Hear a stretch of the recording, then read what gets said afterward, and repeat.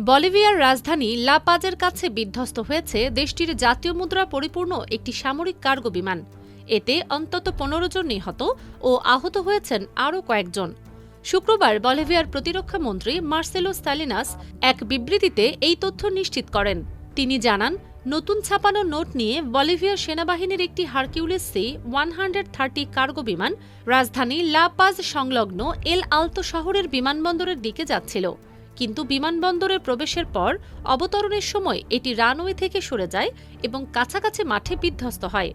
তিনি আরও জানান, বিমানটি ভূমিতে আছড়ে পড়ার পর সেটিতে আগুন ধরে গিয়েছিল। পরে উদ্ধার না করে স্থানীয়রা টাকা লুট করতে ব্যস্ত হয়ে পড়ে, যা নিয়ে বইছে সমালোচনার ঝড়। IBTV USA, new York.